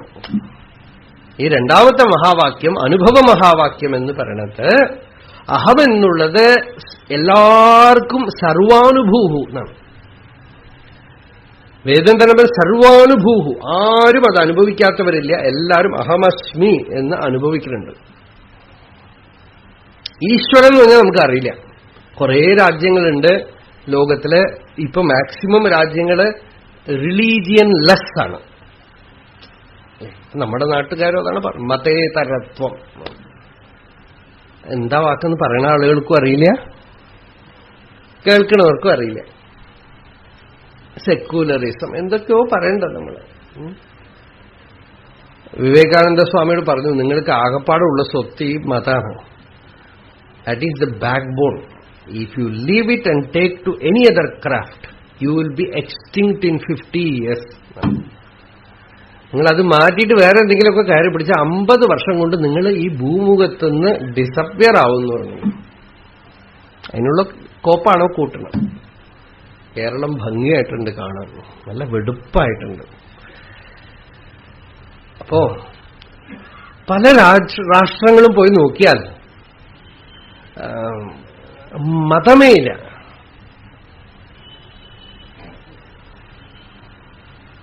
ഏതു മതവും ഇന്ത്യയുടെ ഉള്ളിൽ വന്നാലാണ് തഴയ്ക്കുക. പല ചർച്ചും വിൽക്കാണ്, ഇല്ലാതെ കഴിച്ചുകൂട്ടാന്നാണ്. പക്ഷേ സമാധാനം ഇല്ലാതെ കഴിച്ചുകൂട്ടാൻ പറ്റുമോ? ദൈവമാണെങ്കില്ലാതെ കഴിച്ചുകൂട്ടും, വിശ്വാസമില്ലാതെ കഴിച്ചു ഒക്കെ ചെയ്യണം. No God. പക്ഷെ നോ മീ ആരും പറയാൻ പറ്റില്ല. ഞാനില്ലാതെ അങ്ങോട്ട് ഇരിക്കാം. അവനവന്റെ അസ്തിത്വത്തിനെ ആർക്കും നിഷേധിക്കാൻ വയ്യ. എല്ലാവർക്കും സമാധാനം വേണം, സന്തോഷം വേണം അല്ലേ? ഈ ആളാരാ? വാസ്തവത്തിൽ ഈ സ്പിരിച്വൽ ഫ്ലേവർ അത് ഇല്ലാതിരിക്കാനേ പറ്റില്ല. ഏത് നാസ്തിക ലോകത്തിന്റെ ഉള്ളിലും, ചൈനയിലും ഉണ്ട് ഇത്രയും ഉഗ്രമായ രാജ്യം, അവിടെ ഉണ്ട് മഹാത്മാക്കൾ. എന്തും പിടിച്ച് തിന്നും അവര്. അഴിഞ്ഞു നടക്കുന്നത്, ട്രെയിൻ പറക്കുന്നത്, പ്ലെയിൻ രണ്ടും ഒഴിച്ച് എല്ലാം തിന്നുന്നതാണ്. അങ്ങനെയുള്ള ആ രാജ്യത്തില് ഉള്ളി കഴിക്കാതെ, ഭൂമിക്കടിയിൽ വളരുന്ന ഒരു സാധനവും കഴിക്കാതെ വനാന്തരത്തിലിരിക്കുന്ന ബുദ്ധഭിക്ഷുക്കൾ ഇപ്പോഴുണ്ട്. ആശ്ചര്യമാണ്. ശ്രീലങ്കയിൽ ബുദ്ധവിഹാരത്തിൽ പോയാൽ അവരെല്ലാം തിന്നും. ചൈനയിലുണ്ടങ്ങനെ നോക്കിയാൽ. അപ്പോ നാസ്തികത എന്നൊക്കെ പറയുന്നത് വെറുതെ ഒരു പൂച്ചുവാക്കാണ്. അതേപോലെ തന്നെ ആസ്തികവും. ഞങ്ങളൊക്കെ ഈശ്വര വിശ്വാസമുള്ളവരാണ്. രണ്ടുപേരും സീരിയസ് അല്ല. രണ്ടുപേർക്ക് ഈശ്വരന് രണ്ടുപേരും തുല്യമാണെന്നാണ് ഭാഗവതം പറയണത്. അസ്ഥി എന്ന് പറയുന്ന ആൾക്കും ഭഗവാൻ ഒരു 10 പേരെ കൊടുക്കും, ഇല്ല എന്ന് പറഞ്ഞ് പ്രസംഗിക്കുന്ന ആൾക്കും ഒരു മൈക്കും ഒരു 10 പേര് മുമ്പിലുണ്ടാവും. എന്നുവെച്ചാൽ ഭഗവാൻ രണ്ടും നമ്മളെക്കുറിച്ചല്ലേ പറഞ്ഞോട്ടെ എന്നാണ്. എന്തെന്ന് പറയണവന് എന്നെക്കുറിച്ചാണ് പറയണത്, ഇല്ല എന്ന് പറയണവന് എന്നെക്കുറിച്ച് പറഞ്ഞോട്ടെ. വിദ്യാരണ്യ സ്വാമിയുടെ ഒരു ദൃഷ്ടാന്തം കൊടുത്തു. ഒരാൾ 1 മണിക്കൂർ പ്രസംഗിച്ചു അത്ര. എന്താന്ന് വെച്ചാൽ എനിക്ക് നാവില്ല എന്നാണ്. ഞാൻ എന്ത് ലോജിക്ക് കൊണ്ടും നിങ്ങൾക്കത് പ്രൂവ് ചെയ്ത് തരും. അത് പറഞ്ഞോട്ടെ, എന്താ വേണ്ടെന്ന് വെച്ചാൽ പറഞ്ഞോട്ടെ എന്ന്. പക്ഷെ അവനവന്റെ ഇരുപ്പിനെ നിഷേധിക്കാൻ ഒരു വഴിയില്ല അല്ലേ. അപ്പൊ സ്പിരിച്വൽ അധ്യാത്മം എന്ന് പറയുന്നത് വേറെ. അത് വിശ്വാസവുമല്ല അവിശ്വാസവുമല്ല. ഈ വിശ്വസിക്കുന്ന ആളും ദൈവമുണ്ട് വിശ്വസിച്ചു കഴിഞ്ഞു. അതോടെ പിന്നെ നമുക്ക് ഉപരമായിട്ട് സംബന്ധമൊന്നുമില്ല, ഇരുന്നിട്ട് പോട്ടെ എന്ന്. നമുക്ക് എന്തു പോയി എന്നുള്ള മട്ടാണ്. അതിൽ വലിയ സീരിയസ്നെസ് ഒന്നുമില്ല അല്ലേ. ചിലപ്പോ ഈ നിഷേധിക്കണ ആള് ഇല്ല എന്ന് പറയാൻ വേണ്ടി പ്രബലമായി ചിന്തിക്കുമ്പോ തന്നെ ഉള്ളിലൊരു പേടി ഉണ്ടാവും, ഉണ്ടോ ആവോ എന്നാണ്. തമിഴ്നാട്ടിൽ മുഴുവൻ അങ്ങനെയാ. ഈ കരുണാനിധിയും കൂട്ടരും ഒക്കെ ഇല്ല എന്നൊക്കെ പറഞ്ഞിട്ട് ദിവസം കൃഷ്ണൻ കോവിൽ മുമ്പിൽ നിർത്തിയിട്ട് പോകും. വീട്ടിന് മുമ്പിലൊരു കൃഷ്ണൻ കോവിലാണ്. അപ്പൊ ഇല്ല എന്ന് പറയണവന് കുറച്ചൊരു സീരിയസ്നെസ്. എന്താന്ന് വെച്ചാൽ നമ്മള് പറയുന്ന ആള് സാമാന്യപ്പെട്ട ആളല്ല. ശൂലുണ്ട്, ചക്രണ്ട്, കയ്യിൽ എന്തൊക്കെയോ വെച്ചോണ്ടിരിക്കണോ, എന്തെങ്കിലും എടുത്ത് എവിടെയെങ്കിലും പ്രയോഗിച്ച ആരെന്ത് കണ്ടു എന്നുള്ള മട്ടാണ്. ഉണ്ടെന്ന് പറയുന്ന ആളെ സേഫാണ്. രക്ഷപ്പെട്ടു, ഞാൻ വിശ്വസിച്ചു, ഇനിയിപ്പോ എന്നെ ഒന്നും ചെയ്യില്ലല്ലോ, ആധാർ കാർഡ് എടുത്തു കഴിഞ്ഞു, ഇനിയൊന്നും ഉപദ്രവിക്കില്ല എന്നുള്ള മട്ടാണ്. അപ്പൊ ഈ 2 കൂട്ടരും ഒരേ റെൽമിലാണ് ഇരിക്കുന്നത്. ഇത് രണ്ടും അല്ലാത്ത ആളുകളെയാണ് നമ്മൾ അധ്യാത്മം. അവരുണ്ടേ ഇല്ല എന്ന് പറയണവരല്ല അല്ലേ. അവര് സത്യത്തിനെ ദർശിച്ചവരാണ്, അവര് വാസ്തവമായി വസ്തു കണ്ടവരാണ്. അങ്ങനെയുള്ള അനുഭവശാലികൾ എവിടെ ഉണ്ടാവണം. ഒരു ഐലൻഡില്, ഒരു ദ്വീപിൽ കൊണ്ട് കുറെ മനുഷ്യരെ കൊണ്ടിട്ടിട്ട് ഒന്നും പറഞ്ഞു കൊടുത്തിട്ടില്ലെങ്കിലും അതിന്റെ നടുക്കുന്ന മഹാത്മാക്കൾ വരാതിരിക്കില്ല, ജ്ഞാനികൾ വരാതിരിക്കില്ല. എന്താന്ന് വെച്ചാൽ ഉള്ളിൽ ചേതനയുണ്ട്, അതിന്റെ സ്വരൂപം തന്നെ അറിവാണ്. യസ്യ ജ്ഞാനമയം തപഹ എന്നാണ്. ജ്ഞാനം അതിന്റെ അഗ്നിക്ക് ചൂട് പോലെ അതിന്റെ സ്വഭാവമാണ്. അത് പ്രകാശിക്കാതിരിക്കില്ല, എവിടുന്നെങ്കിലുമൊക്കെ അങ്ങോട്ട് പുറത്തേക്ക് വരും. അത് ഏത് നാസ്തികനും വരും. നാസ്തി നാസ്തി എന്ന് പറഞ്ഞാൽ അമർത്തും തോറും അതങ്ങോട്ട് പുറത്തേക്ക് വരും. നിഷേധിക്കും തോറും ബലമായിട്ട് ചിലപ്പോൾ പുറത്തേക്ക് ആവിർഭവിക്കും. അപ്പോ അതിനെങ്ങനെ നിഷേധിക്കാനൊന്നും ഒക്കില്ല. അവനവന്റെ അസ്തിത്വത്തിനെ എങ്ങനെ നിഷേധിക്കും? അത് സ്വാനുഭവവേദ്യമാണ്. ഞാനുണ്ട് എന്നുള്ള അനുഭവം പ്രബലമായിട്ടുണ്ട്. ശരീരം മരിച്ചുപോയാലും ആരും മരണത്തിൽ വിശ്വസിക്കണേ ഇല്ല. ശ്രദ്ധിച്ചിട്ടുണ്ടോ? എത്ര ആളെ പറഞ്ഞാലോ മരിച്ചുപോയി മരിച്ചുപോയി, നമ്മളുടെ കാര്യവും ഇങ്ങനെ തന്നെ വരൂ, ഇഡ്ഡലി കഴിക്കാം എന്നാണ്. ശ്മശാന വൈരാഗ്യം എന്ന് പറയും. അവിടുന്ന് വരുമ്പോ പറയും എല്ലാം മരിച്ചു. ഈ മഹാഭാരതത്തില് യക്ഷപ്രശ്നം. ഇപ്പൊ യക്ഷൻ ധർമ്മപുത്രരുടെ അടുത്ത് ചോദിക്കുന്ന ചോദ്യത്തിൽ ഒരു ചോദ്യം, ഏറ്റവും ആശ്ചര്യമായ കാര്യം എന്താ? അപ്പൊ ധർമ്മപുത്രർ പറഞ്ഞു, അഹനി അഹനി ഭൂതാനി ഗച്ഛന്തീഹ യമാലയം ശേഷാഹ സ്ഥാവരമിച്ഛന്തി കിമാശ്ചര്യമതഃപരം എന്നാണ്. ഓരോ ദിവസവും ആളുകൾ മരിച്ചു പോകുന്നു, പത്രത്തിൽ വായിക്കണം അല്ലെ. എത്ര ലാഘവത്തോടു കൂടിയാണ് നമ്മൾ വായിക്കണത്. 200 പേര് മരിച്ചു ചായയൊക്കെ കുടിച്ചുകൊണ്ട്, വളരെ ലാഘവത്തോടുകൂടെ. എന്താന്ന് വെച്ചാൽ അത് നമ്മളുടെ ആരെങ്കിലുമൊക്കെ അതിലുണ്ടെങ്കിലും ഒരു പേടി തോന്നും. നമ്മളുടെ അടുത്തേക്ക് വരികയാണെങ്കിൽ ഒരു ഭയം തോന്നുന്നല്ലാതെ വളരെ ലാഘവത്തോടുകൂടെ. എത്ര മരണം കണ്ടാലും മനുഷ്യന് താൻ മരിക്കുമെന്ന് തോന്നണില്ല അല്ലേ. അപ്പൊ ഇത് നീലകണ്ഠവൃത്തിയൊക്കെ ഉണ്ട് ഭാരതത്തിന്. അവരൊക്കെ പറഞ്ഞത് മനുഷ്യന് അജ്ഞാനം കൊണ്ട് താൻ മരിക്കുമെന്ന് തോന്നണില്ല. രമണ മഹർഷിയോട് ഇത് ഒരു ചർച്ചയുണ്ടായി. ഒരാൾ പറഞ്ഞു, ഈ നീലകണ്ഠവൃത്തിയോ മറ്റോ വായിച്ചിട്ട് പറയണ്ടായിരുന്നു ഇതുപോലെ ഓരോരുത്തരും മരിക്കണു, എന്നിട്ടും ആർക്കും അവനവന് മരിക്കും തോന്നുന്നില്ല എന്ന്. അപ്പൊ മഹർഷി അത് കേട്ടിട്ട് പറഞ്ഞു, അത് അജ്ഞാനം കൊണ്ടല്ല എന്നാണ്. ആ തോന്നാത്തത് എന്താന്ന് വെച്ചാ പുറമേക്ക് എത്ര തന്നെ പറഞ്ഞാൽ ഉള്ളിൽ ഈ ജ്ഞാനം ഗൂഢമായിട്ട് ഇരിക്കുന്നത് കൊണ്ട് താൻ നിരന്തര വസ്തുവാണെന്നുള്ള അനുഭവം തികട്ടി വരിക പുറത്തേക്ക്. അതുകൊണ്ടാണ് ഞാൻ ഇരുന്നുകൊണ്ടിരിക്കണം. ഇല്ലായ്മ ആർക്കെങ്കിലും അനുഭവിക്കാൻ പറ്റുമോ പറയും. എനിക്കൊരു 8-9 വയസ്സുള്ളപ്പോ വീട്ടിലിങ്ങനെ വരിയായിട്ട് മരണം. ഒരു വലിയച്ഛൻ, ചെറിയച്ഛൻ, അച്ഛൻ, ഇങ്ങനെ വരിയായിട്ട് മരണം, കുറെ മരണം. അപ്പൊ ശ്രാദ്ധം നടക്കുന്നുണ്ട്. ഞങ്ങളൊക്കെ കുട്ടികൾക്കൊക്കെ മരിച്ചാൽ എന്താവും ചോദിച്ചാൽ നമുക്ക് സമാധാനമായിട്ട് ഒരു കാര്യമൊക്കെ പറഞ്ഞു തന്നു. എല്ലാം മരിച്ച് പിതൃലോകത്തിൽ പോവും. നമ്മുടെ മുത്തശ്ശന്മാര് അവരെയൊക്കെ കാണും. അപ്പൊ സമാധാനമാണ്. എന്താണെന്ന് വെച്ചാൽ കണ്ടിന്യൂയിങ് യാത്രയാണല്ലോ അല്ലേ. ഇപ്പൊ ഇവിടുന്ന് വേറൊരു സ്ഥലത്തേക്ക് പോയി അത്രയേ ഉള്ളൂ, നമുക്ക് സമാധാനമാണ്. അതൊരു ബാലിശമായി തോന്നിയാലും പലരും ബാലന്മാരാണ് നമ്മൾ. അതുകൊണ്ട് നമുക്കത് മതി, തൃപ്തിയാണ്, സന്തോഷം, പേടിയില്ല. അതിങ്ങനെയൊക്കെ പറഞ്ഞു തരും ഞങ്ങൾക്ക്. അപ്പണ്ട് ഈ ശ്രാദ്ധം നടക്കുമ്പോൾ വയസ്സായ രണ്ടുപേര് ഡിസ്കഷൻ നടക്കാം.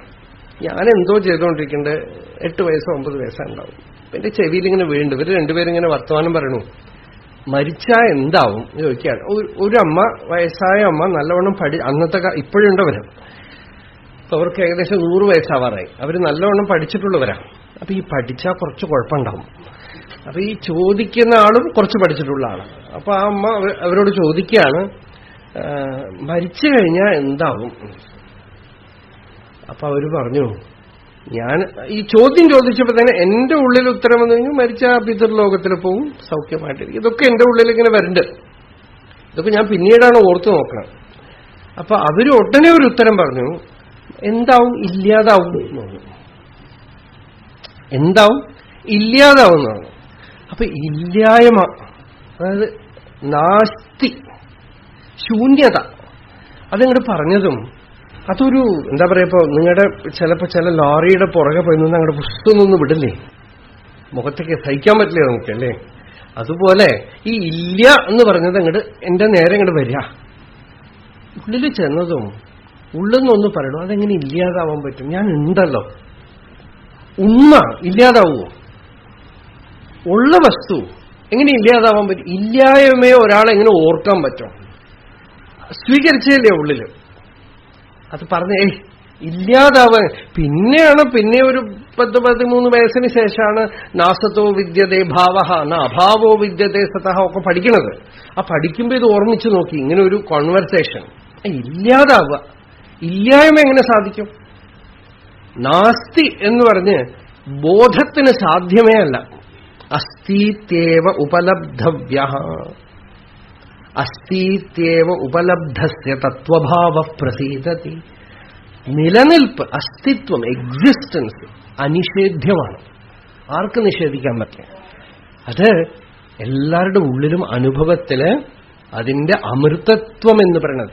അമൃതത്വം പോലും ഉപദേശം കൊണ്ട് ഗുരു ഉണ്ടാക്കുമെന്നും വേണ്ട. നിങ്ങൾക്ക് സ്വതസിദ്ധമായ അമൃതത്വത്തിനെ മരണമുണ്ട് എന്ന് തോന്നണതിനെ എടുക്കണു, അത്രേ ഉള്ളൂ. ഇപ്പൊ ഭാഗവതം മുഴുവൻ പറഞ്ഞു കൊടുത്ത് പരീക്ഷത്തിന് അവസാനമായിട്ട് ശ്രീ ശുകബ്രഹ്മ മഹർഷി പറഞ്ഞത് എന്താ? ത്വം തു രാജൻ മരിഷ്യേതി പശുബുദ്ധിമിമാം ജഹി. ഹേ രാജൻ, തനിക്ക് മരണമുണ്ട് എന്നുള്ള ഈ അജ്ഞാനം അങ്ങോട്ട് ഉപേക്ഷിക്കാണ്. ന ജാതഹാത്വം. ആർക്കെങ്കിലും ജനിച്ചത് ഓർമ്മയുണ്ടോ? കോൺഷ്യസ്നെസ്സിൽ ദർ ഇസ് നോ ഹാപ്പനിങ്. ജനിച്ചത് ഫസ്റ്റ് ഓഫ് ഓൾ, നമ്മൾ ജനിക്കുക എന്ന് പറയുന്നത് ഗർഭപാത്രത്തിൽ നിന്ന് പുറത്തു വരാണ്. അതിനു മുമ്പേ ജനിച്ചു അല്ലേ? ഗർഭപാത്രത്തിന്റെ ഉള്ളിൽ തന്നെ രൂപം പൂണ്ടു കഴിഞ്ഞു. അപ്പോ അവിടെ എങ്ങനെ ഉണ്ടാവാൻ പറ്റും? മരണവും ആർക്കും അനുഭവിക്കാൻ പറ്റില്ല. യൗവനം കഴിഞ്ഞ് വാർദ്ധക്യം വന്നത്, നിങ്ങൾ കുറെ പേര് വയസ്സായ ആളുകളുണ്ട്, ഓർമ്മയുണ്ടോ നിങ്ങൾക്ക്? ഒരു സുപ്രഭാതത്തിൽ വാർദ്ധക്യം പൊട്ടിവിടർന്നു ഉണ്ടോ? അറിയണേ ഇല്ല അല്ലേ? പലരും വിചാരിക്കണം ഞാനിപ്പോ അതേപോലെ തന്നെയാണെന്നാണ്. മറ്റുള്ളവർക്ക് തോന്നണില്ല എന്നുള്ളത് അവരുടെ കുഴപ്പം. നമ്മള് അതേപോലെ ചെറുപ്പമായിട്ട് ഇരിക്കുകയാണെന്നാണ് നമ്മള് അല്ലേ? എന്താന്ന് വെച്ചാൽ അറിയണില്ല. ശരീരത്തിൽ നടക്കുന്ന പ്രക്രിയകളൊന്നും നമ്മളുടെ മേലെ കയറിയിരിക്കണില്ല. ബാല്യം, കൗമാരം, യൗവനം, വാർദ്ധക്യം. അതാണ് ഭഗവാൻ പറഞ്ഞു ഇതുപോലെ തന്നെ മൃത്യു എന്ന് പറഞ്ഞു.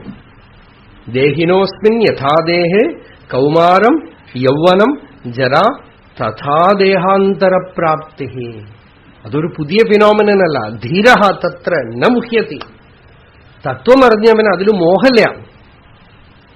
ഇതൊന്നും എങ്ങനെ അറിയണില്ലയോ അതുപോലെ അതും ഇപ്പൊ അറിയാനൊന്നും പോണില്ല. ജനിച്ചത് അറിഞ്ഞില്ലല്ലോ, പിന്നെ മരിച്ചത് നിങ്ങൾക്കൊന്നും അറിയില്ല. അതെവിടെയോ മരണം എന്ന് പറയുന്നത് ഒരു ഫിക്ഷൻ ആർക്കോ തോന്നണതാണ്. നമ്മളുടെ ഇരുപ്പ്, നമ്മളുടെ അസ്തിത്വത്തിന് അതിന് സ്പർശിക്കാനേ പറ്റില്ല. ഇതാണ് രമണ മഹർഷിയൊക്കെ അറിഞ്ഞത്. കിടന്നു, മരിക്കാൻ പോണമെന്ന് തോന്നി, മരിച്ചു, കൊണ്ടുപോയി കത്തിച്ചു കളഞ്ഞു. ഞാനില്ലാതാവൂ? സാധ്യമേ അല്ല. അതെപ്പോഴും ഉണ്ട്. നിശ്ചയിച്ചു കഴിഞ്ഞു. എത്ര എളുപ്പം അല്ലേ? ഇതിനാണ് കുണ്ടലിനി യോഗം, ശ്വാസം പിടിക്കല്, തലകൊത്തി നിൽക്കലൊക്കെ ചെയ്യണം നമ്മൾ. എല്ലാം കഴിഞ്ഞ അവസാനം എന്താ? ഈ അമൃതത്വം, ഈ നിത്യസിദ്ധമായ, പുതിയതായിട്ട് ഉണ്ടാക്കിയെടുക്കുന്നതൊന്നുമല്ല, സ്വതസിദ്ധം, സഹജം, നിത്യസിദ്ധമായ വസ്തുവിന്റെ റെക്കഗ്നിഷൻ, പ്രത്യഭിജ്ഞ. അതിന് ദോഷം നീക്കാനാണ് യോഗസാധനയൊക്കെ. മറ്റു സാധനങ്ങളൊക്കെ എന്താ? നമ്മുടെ ബുദ്ധിക്ക് പ്രഭാവം പോരാ, ശ്രദ്ധാശക്തി പോരാ. ശ്രദ്ധാഭക്തി ധ്യാനയോഗാദവേഹി എന്ന് പറയും. അതിനുള്ള ബലം പോരാത്തപ്പോ ദോഷം നീക്കാൻ എന്ത് വേണമെങ്കിൽ ആവാം. പക്ഷെ സത്യം എന്താ? അനുഭവം നിത്യസിദ്ധമാണ്, ഈശ്വരൻ സത്യമാണ് എന്ന് പറയുമ്പോൾ എപ്പോഴും ഉണ്ട്. എപ്പോഴും ഉണ്ടെന്ന് ഇപ്പൊ വേണ്ടേ അല്ലെ? സിമ്പിൾ ലോജിക് എപ്പോഴും ഉണ്ടെങ്കിൽ ഇപ്പോ ഇവിടെ വേണം. ഇപ്പോ ഇവിടെ എന്തുണ്ടോ അതാണ് എപ്പോഴും ഉള്ളത്. Simple truth. ഇപ്പൊ ഉണ്ടെങ്കിൽ എന്താ അത്? അസ്മി. ചുമ്മാ ഒന്ന് പരീക്ഷിച്ചു നോക്കാം, ഉണ്ടാതിരിക്കാം. മനസ്സ് പ്രവർത്തിച്ചോട്ടെ, ശരീരം വ്യവഹരിച്ചോട്ടെ, ആ ഉള്ളത് അപരിണാമിയായ സത്ത അവിടെ ഉണ്ട്. സന്മാത്രം.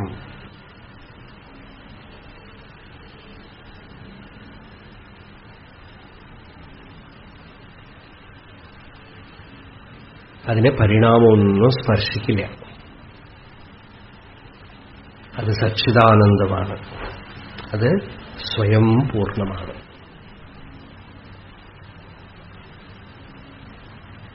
അത് നമ്മളുടെ ഉള്ളില് അഹം അഹം എന്ന് സ്വയം തന്നെ അറിയിച്ചുകൊണ്ടിരിക്കുന്നു.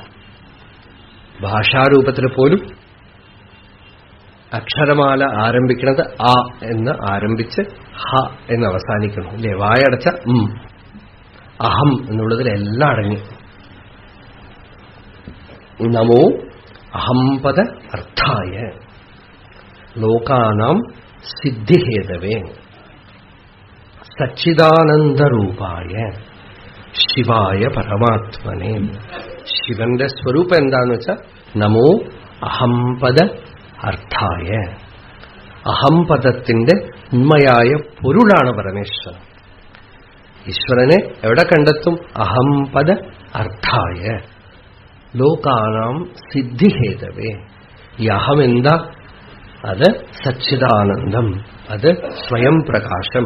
അഹമയം കുതോ ഭവതി ചിന്വത ഐപതത്യഹം നിജവിചാരണം അഹമിനാശഭാജി അഹമഹം തയാ സ്ഫുരതി ഹൃത് സ്വയം പരമപൂർണ്ണ സത്.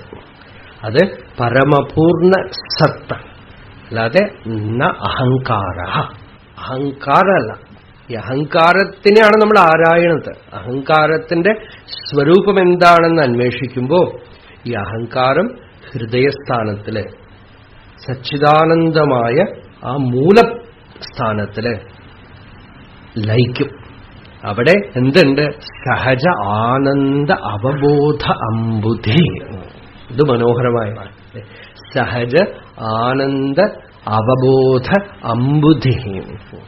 സഹജമായ ആനന്ദം. ആനന്ദം എന്ന് വെച്ചാൽ സ്വതസിദ്ധമായ ആത്മസ്വരൂപം, അല്ലാതെ തുള്ളൊന്നും വേണ്ട.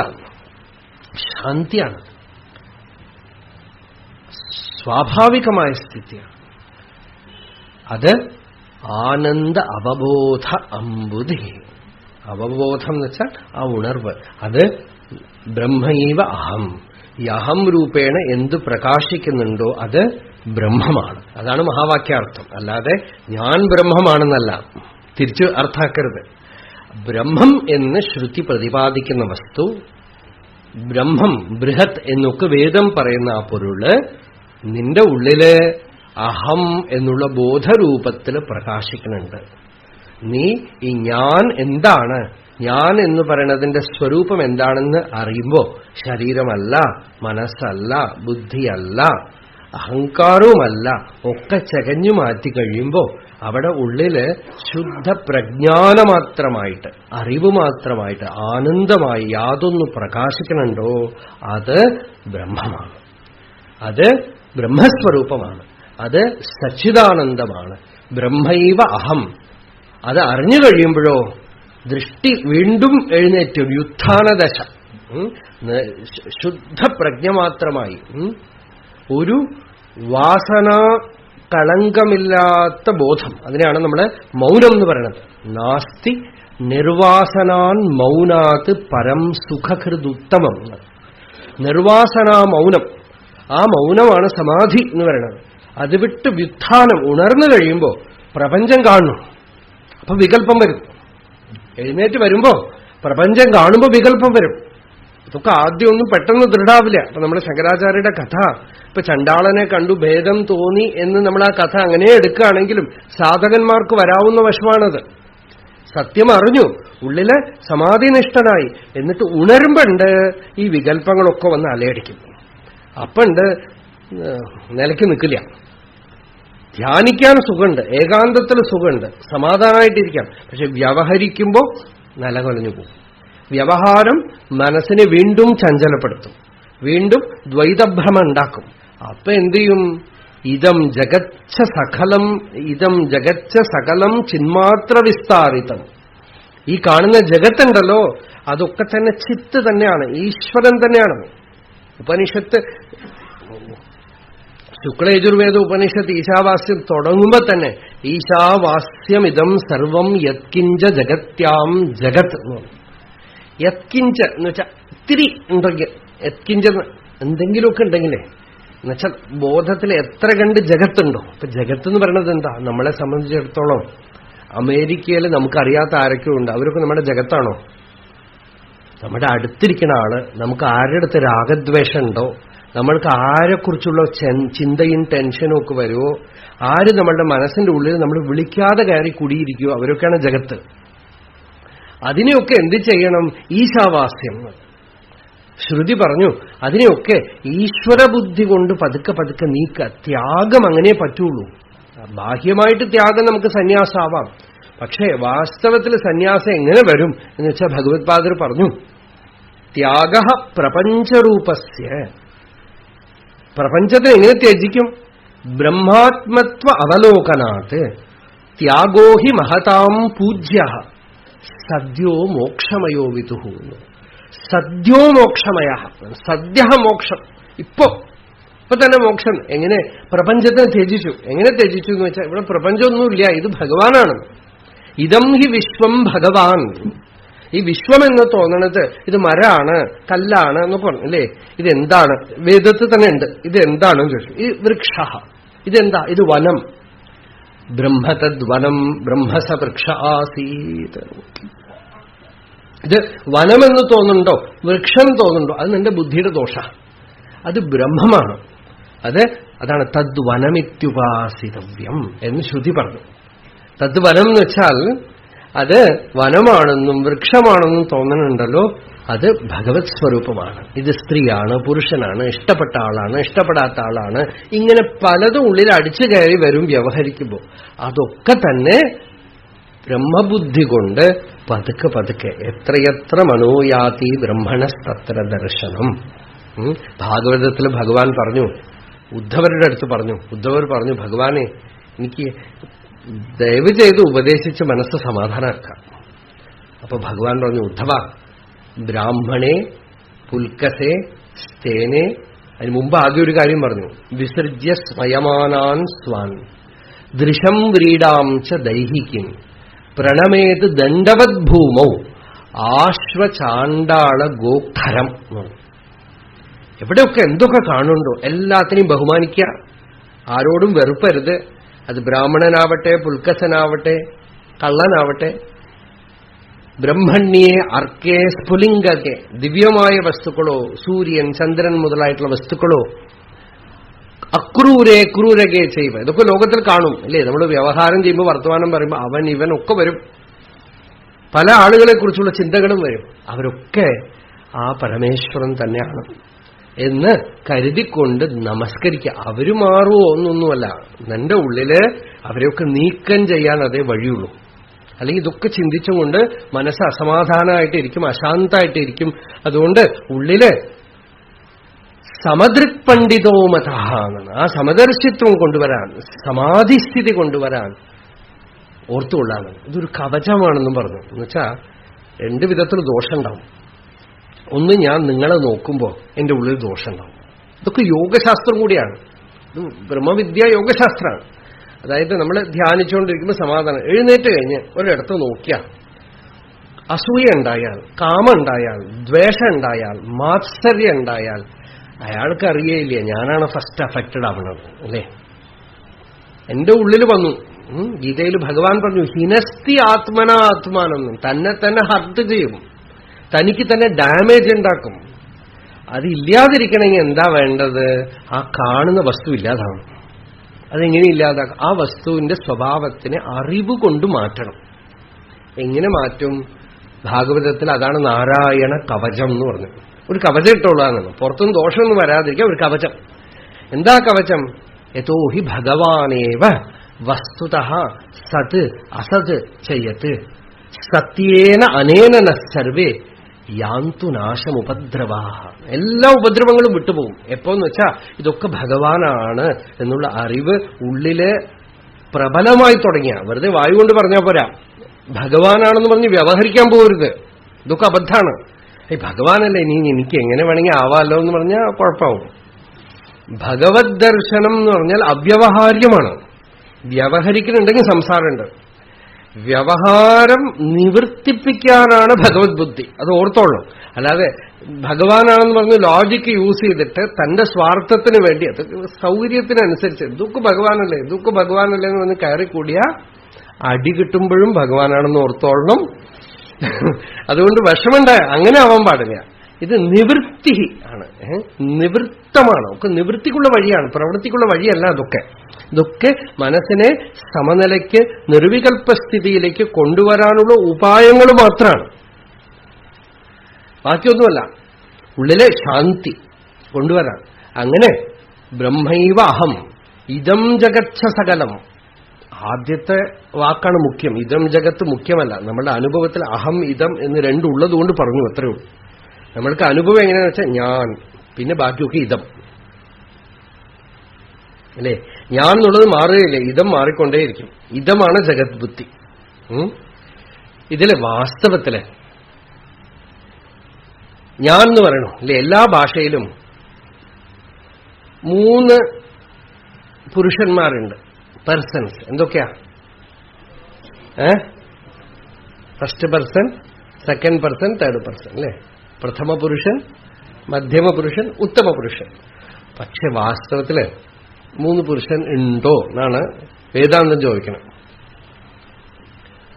വ്യാകരണപ്പടി തന്നെ 3 പുരുഷന്മാരുണ്ടോ? എന്താന്ന് വെച്ചാൽ പ്രഥമ പുരുഷൻ സ്വസംവേദ്യമാണ്, എല്ലാവർക്കും അറിയും.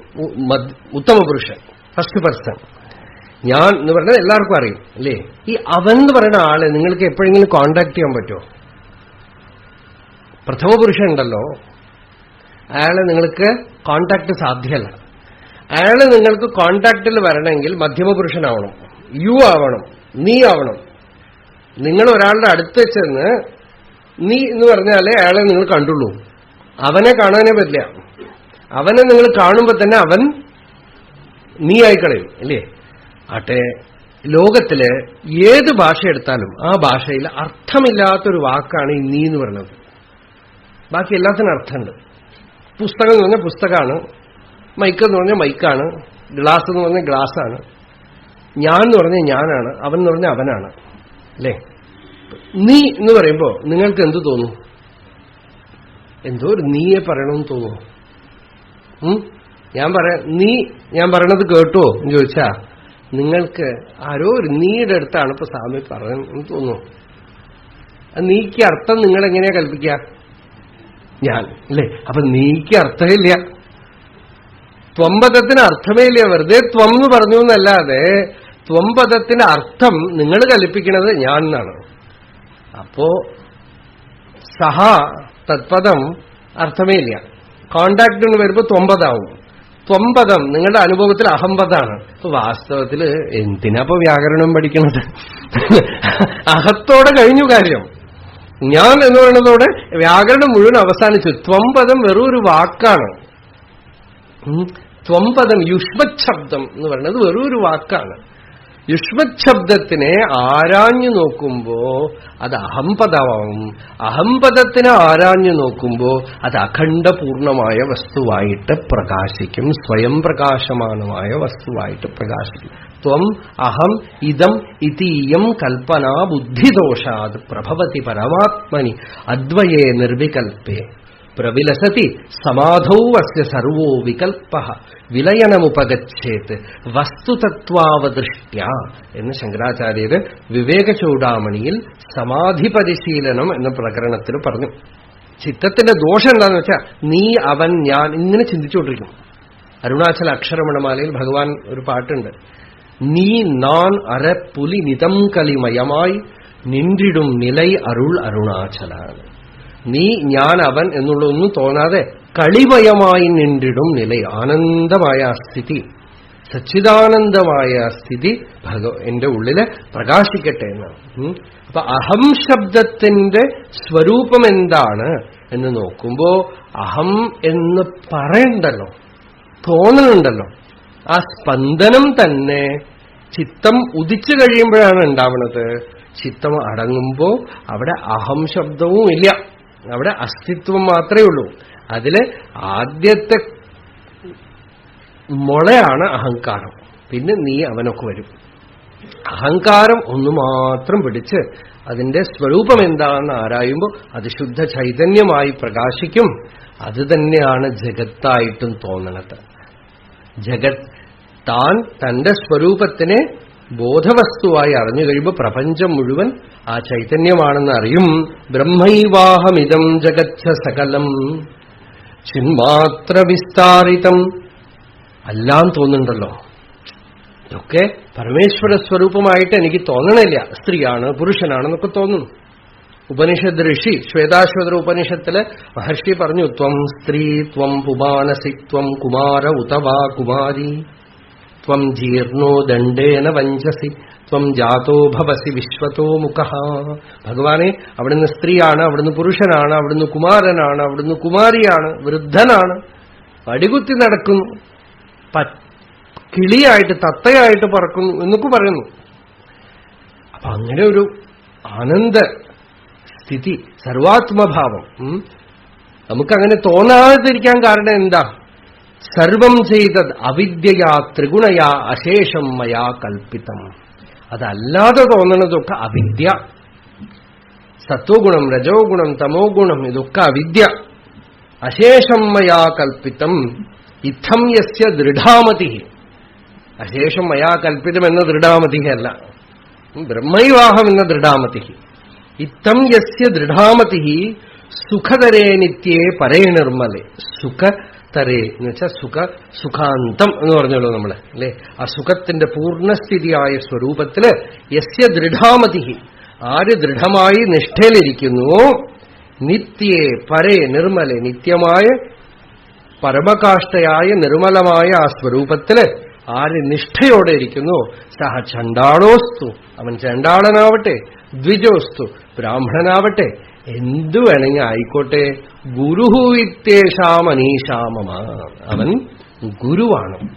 ആ അനുഭൂതി ആർക്കുണ്ടോ അവൻ പ്രാമാണികനായ ആചാര്യനാണ്, ബ്രഹ്മനിഷ്ഠനാണ്, ജീവൻ മുക്തനാണ്. ഇതി ഏഷാ മനീഷ, ഇതെന്റെ നിശ്ചയമായ അഭിപ്രായമാണ്. അങ്ങനെയുള്ള സദ്ഗുരുവിനെ ചെന്ന് ആശ്രയിച്ചുകൊള്ളുക, തത്വം അറിഞ്ഞുകൊള്ളുക, സ്വതന്ത്രമായിക്കൊള്ളുക. തരതി ശോകം ആത്മവിദ്. ആത്മാവിനെ അറിയുമ്പോ ശോകത്തിനെ അങ്ങോട്ട് കടക്കും. അങ്ങനെയുള്ള ആ സത്യത്തിനെയാണ് വീണ്ടും ഉള്ള ശ്ലോകങ്ങളിൽ നമ്മൾ കാണാൻ പോകുന്നത്. നാളെ തുടർന്ന് രാവിലെ കാണാം. ഹര നമഃ പാർവതീപതയേ ഹര ഹര മഹാദേവ. യതോ മമാത്മാ ഭവസി ത്വമേവ തതോ ന വാച്യം മമ കിഞ്ചിദസ്തി. യഥാ തവേഷ്ടം കുരു മാം തഥൈവ ത്വാം ആത്മനാഥം രമണം ഭജാമി.